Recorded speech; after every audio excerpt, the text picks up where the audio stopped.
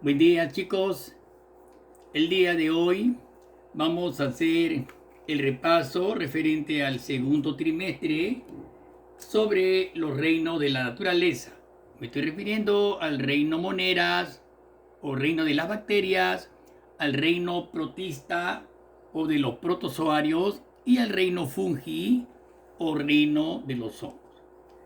Presten bastante atención porque este tema va a ingresar al examen final. Es solamente un repaso. Bien, chicos.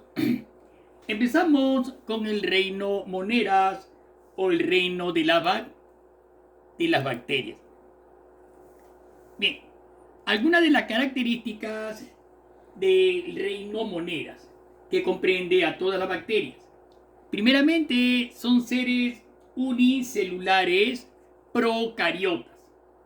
Mucho cuidado, son seres unicelulares procariotas, o sea, no presentan núcleo, ya ustedes lo conocen. Seguidamente, la segunda característica, presentan una pared externa rígida que las protege, como están ustedes observando en el dibujo. Están recubiertas por una pared externa de protección. Siguiente característica, se miden en micras. Una micra es la milésima parte de 1 milímetro, o sea que las bacterias solamente pueden ser observadas por el microscopio. Son heterótrofas. ¿Qué significa? La mayoría son heterótrofas, por lo tanto, se alimentan de sustancias procedentes de otros seres vivos. Muchas de ellas son parásitos y ocasionan enfermedades. Otras se nutren de materia orgánica muerta y la descomponen. Son las bacterias descomponedoras. Otras viven dentro de organismos a los cuales benefician. Son las bacterias simbióticas, ¿no? Por ejemplo, las bacterias que viven en nuestro intestino. Son bacterias que nos benefician en la putrefacción y a la vez se alimentan. Entonces son bacterias simbióticas. Muy bien. Ahí estamos viendo la parte de una bacteria. Tiene un flagelo, miren, para su desplazamiento, un flagelo no bacterial. Presentan una cápsula que la recubre.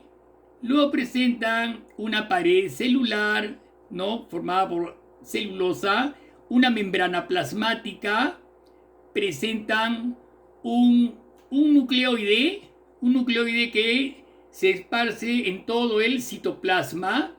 Lógicamente, no carecen de pared nuclear. Presentan ribosomas y presentan en la parte externa unos fragmentos llamados pili, a través de los cuales se adhieren al huésped donde habitan ellas, ¿no? Al huésped. Muy bien.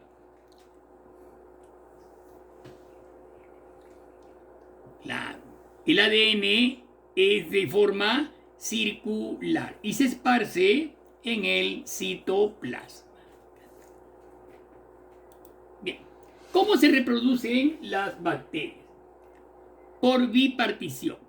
O sea, una célula madre se divide en dos células hijas, ¿no? Ahí vemos el dibujito, la célula madre, ¿no? Internamente se va subdividiendo. Vean la parte media, se va invaginando hasta dar dos células hijas, ¿no? Idénticas a la célula que le dio origen, o sea, a la célula madre.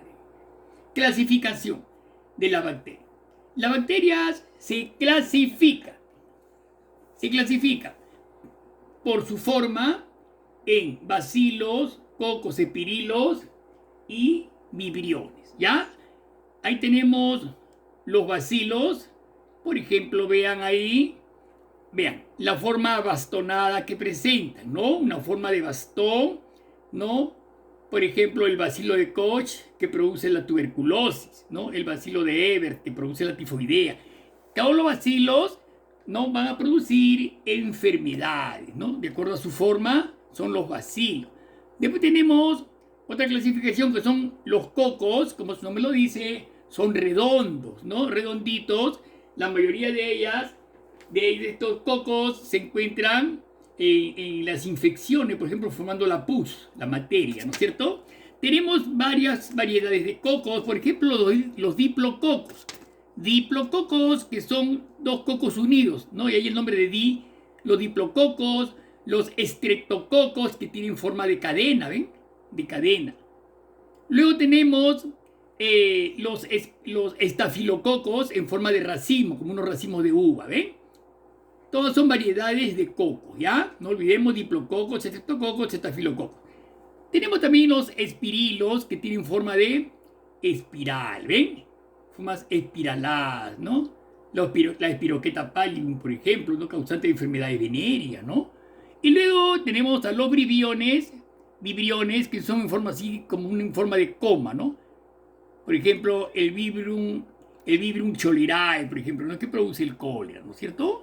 Son enfermedades producidas, pues, por esta diversidad de bacterias. Ya no te olvides entonces la clasificación: bacilos, cocos, espirilos y vibriones. ¿Ya? Esa es la clasificación de acuerdo a su forma de las bacterias.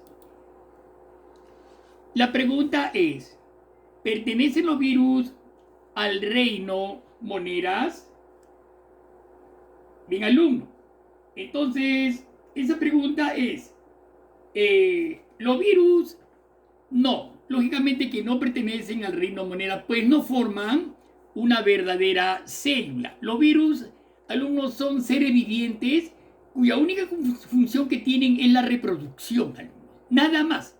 Carecen de citoplasma, ¿no? Entonces, los virus no llegan a formar una célula, pues carecen de citoplasma. Tampoco se nutren, solo se reproducen. Por eso se les considera el límite entre lo vivo y lo no vivo, y no pueden incluirse, lógicamente, en el reino Moneras, ¿cierto? Bien, por ejemplo, el virus que produce el COVID-19, por ejemplo, ¿no? Es un tipo viral. Miren bien, miren sus pilis que tienen la parte externa, ¿no? Bastante pronunciados, y son justamente lo que se adhieren al lugar donde ellos se reproducen, al lugar que van a contagiar. En este caso, ¿no? Al pulmón prácticamente, ¿no? Porque es un virus que afecta bastante el tejido elástico de los pulmones, ¿ya? Entonces, las cianobacterias. Las cianobacterias son llamadas algas verde-azules, ¿no? Son un grupo especial de bacterias, pues tienen clorofila. Miren, son una de las pocas bacterias que presentan clorofila. Es un grupo muy especial, alumno, la cianobacteria. No se, puede venir en el examen esta pregunta, alumnos, ¿ah? ¿Ya? Presentan clorofila y realizan la fotosíntesis, ¿no es cierto? Hay alguna bacteria, por ejemplo, como ocurre con todas las bacterias, sus células carecen de núcleo, mucho cuidado, y muchas son capaces de fijar el nitrógeno atmosférico, ¿no? Algunos de este tipo de bacterias, ¿no? La nitrobacteria, por ejemplo, fijan el nitrógeno atmosférico a las raíces de algunas leguminosas, ¿no? Una planta leguminosa. Mucho cuidado con esas cianobacterias. Bien. El reino protista. Bien, chicos, ¿ya? Entonces pasamos ahora al reino protista. No olvidemos entonces, alumnos, el reino Moneras, sus características generales, cómo se reproducen, su clasificación en bacilos, cocos, espirilos y vibriones, qué son las cianobacterias, ¿no? La pregunta van a venir de estos temas, alumnos, no te olvides. ¿Cómo se reproducen las bacterias? ¿Son seres unicelulares o multicelulares las bacterias? ¿Presentan núcleo las bacterias? ¿No? ¿Qué son las bacterias descomponedoras? ¿Qué son bacterias simbióticas? Mucho cuidado con esa pregunta que le van a venir en el examen. Pasamos al reino protista. el reino protista o reino de los protozoarios, ¿ya? Primeramente, este grupo protista son células eucariotas, o sea que presentan núcleo y están formados por dos grandes grupos, alumnos: los protozoarios y las algas, alumnos. Mucho cuidado, ¿ya? Los protozoarios son organismos unicelulares, o sea, formados por una sola célula, con características similares a los animales. No olvidemos eso. Características similares a los animales. Las algas son organismos unicelulares o multicelulares, ¿ya? Son semejantes a las plantas, ¿ya? No te olvides. Protozoarios, organismos unicelulares con características similares a los animales, y las algas, organismos unicelulares o multicelulares semejantes a las plantas. Esa es la primera característica. La segunda característica: los protozoarios son heterótrofos. ¿Qué significa heterótrofos?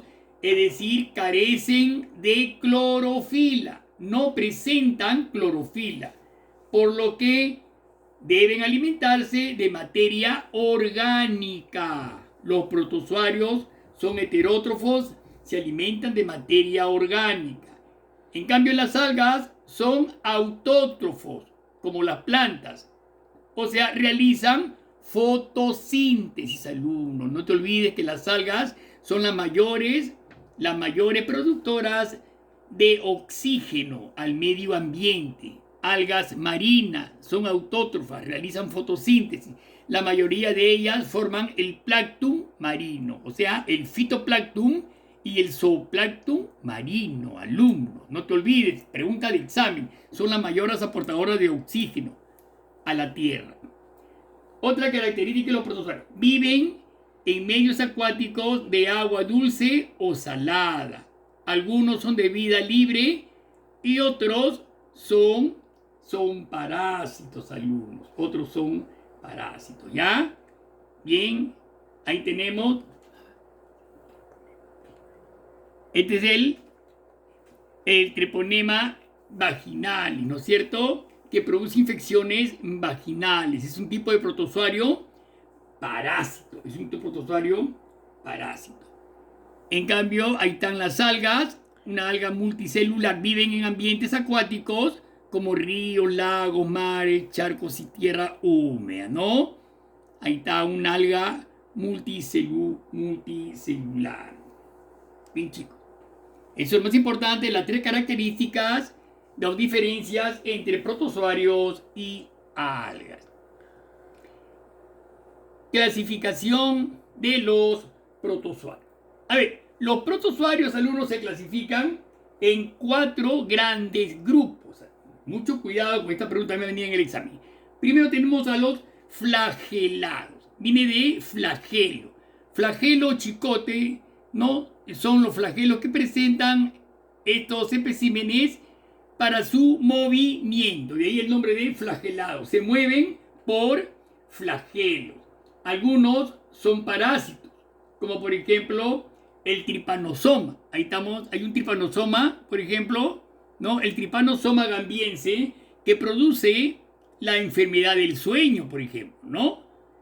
Son parásitos, produce la enfermedad del sueño. Al costado tenemos un Trichomona vaginalis, ¿ves?, que producen infecciones a la vagina. Y una Giardia lamblia que produce infecciones intestinales. Vean sus flagelos alrededor, cómo se distribuyen sus flagelos para el movimiento. Luego tenemos a los ciliados. Los ciliados se desplazan por cilios o pestañas vibráctiles que rodean al protozoario, ¿no? Esas pestañas, al vibrar, hacen que el paramecium avance. Es un típico paramecium, ¿no? Se desplaza por cilios. Por ejemplo, el paramecium. Luego tenemos a los rizópodos. Los rizópodos se mueven por pseudópodos. Vean, alrededor tienen como unas en su citoplasma como unos falsos pies que le dicen. Al moverse estos falsos pies, el rizópodo va a ir avanzando. La contracción es es una ameba, claro, esa es una típica ameba, ¿no? Ameba, al moverse esos falsos pies, entonces el protozoario avanza. Pseudópodo, pseudo significa falso, podos, pies. Eso a su movimiento se denomina pseudópodos, ¿no? Avanzan mediante pseudópodos o falsos pies. Ejemplo, repito, las amebas, que causan la disentería, ¿no? Las amebas causan la disentería. Y por último, tenemos a los esporozoarios. Viene de espora, ¿no es cierto? Los esporozoarios no presentan movimiento, ¿no? No se mueven y se reproducen por esporas. Todos son parásitos. No te olvides, pregunta examen. Todos los esporozoarios son parásitos. Lo que están ustedes observando es un típico toxoplasma. Se llama toxoplasma, que transmite el gato, por ejemplo, ¿no? Mucho cuidado, ¿ya? La enfermedad, claro, se llama toxoplasmosis, ¿ya? Mucho cuidado. Son los esporozoarios. Entonces, la clasificación pues, de los protozoarios, no olvidemos los flagelados, por presentar su flagelo, los ciliados, el paramecium, los rizópodos, como la ameba, y los esporozoarios, por ejemplo, el toxoplasma. Bien, chicos. Y ahora pasamos a la clasificación de las algas. El otro grupo del reino protista, ¿ya? Las algas se clasifican en dos grandes grupos. Se clasifican unicelulares, en pluricelulares y según su coloración. Vamos a clasificarlas así, ¿ya? A ver, primeramente tenemos a las unicelulares. Uni viene de uno, o sea, son microscópicas formadas por una sola célula, ¿no? Algunas viven aisladas o otras formando colonias, como en ese caso, ¿no? En este caso, por ejemplo, las diatomeas son algas microscópicas, ¿no es cierto? Vean, algas microscópicas solamente pueden ser observadas a través del microscopio y alumnos forman parte del fitoplancton. Mucho cuidado, el fitoplancton, algas que forman, digamos, la sopa marina, alimento para los peces, ¿ya? No olvidemos las diatomeas, algas unicelulares que forman parte del fitoplancton. Y las pluricelulares, muchas, formadas por muchas células, todas iguales, dice, ¿no? Muchas células, todas iguales. Se distinguen de las plantas primeramente porque no tienen tejidos diferenciados y carecen de órganos. Estas plantas, las pluricelulares, carecen de órganos como raíz, tallo, hojas, carecen todo eso. Solamente está formada por células, todas iguales. Son las pluricelulares, ¿ya? Y según su coloración. Entonces, las algas se clasifican también según su color, ¿no? Algas verdes, por ejemplo, ¿no? Justamente las algas verdes, ¿no? Las algas verdes, porque, miren, son las grandes formadoras de oxígeno también, ¿no es cierto? Las algas verdes. Las algas pardas, ¿no? El sargazo, por ejemplo, no es una alga parda, ¿no? Que abunda en gran cantidad en el mar Mediterráneo. Son largas algas verdes. Ese mar se le conoce como el mar de los sargazos, ¿no? Por la gran cantidad de algas pardas que presenta. Y algas rojas, ¿no? Ya ustedes saben, rojas debido a la gran cantidad de pigmentos de licopeno que presentan estas algas rojas. ¿no? Son variedades de algas de acuerdo a su coloración. Bien, chicos, entonces, no olvidemos entonces, ¿ya? Los protozoarios se clasifican en flagelados, ciliados, rizópodos, esporozoarios. Y las algas en unicelulares, pluricelulares y según su coloración. No olvidemos eso, chicos. Bien. Bien. Entramos entonces al reino fungi. Bien. El reino fungi o el reino de los hongos, reino de los hongos. Primeramente, sus características. Crecen en sitios oscuros y húmedos y sobre materia orgánica. No te olvides eso, es una característica de los hongos, ¿ya? Seguidamente, carecen de clorofila, no realizan fotosíntesis, no tienen clorofila, no realizan fotosíntesis. Existen hongos unicelulares, pero la mayoría son multicelulares. Mucho cuidado, el cuerpo, ahí está, por ejemplo, un hongo, ¿no? El penicillium, ¿no? El hongo, ese es el hongo penicillium, que va a dar lugar pues a un antibiótico llamado penicilina, ¿no? No todos los hongos son perjudiciales al uno, ¿no? Hongos, te repito entonces, existen hongos unicelulares, pero la mayoría de ellos son multicelulares. Repito, el cuerpo de los hongos multicelulares consta de filamentos llamados hifas. El conjunto de hifas recibe el nombre de micelio. No olvidemos, se reproducen por esporas. No olvidemos eso, los hongos se reproducen por esporas. ¿Ya? Según su alimentación, algunos hongos son saprófitos. ¿Qué significa la palabra saprófitos? O sea que se alimentan de organismos muertos. Pregunta del examen va a ser esa. Hongos saprófitos se alimentan de organismos muertos o en descomposición.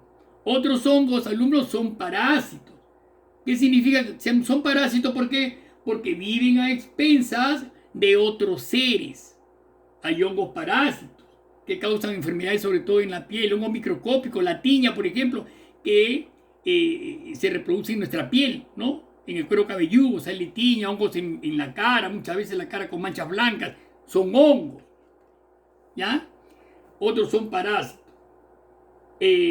Los hongos parásitos malogran los cultivos, por ejemplo, y causan enfermedades a las personas, ¿ya? En cambio, los saprófitos cumplen una función, alumnos, muy importante, porque conjuntamente con la sal, con las bacterias, son los grandes descomponedores de la materia orgánica. Mucho cuidado, alumno, esa pregunta. Son los grandes descomponedores. Descomponen todo lo que es materia orgánica, la putrefacción, el mal olor.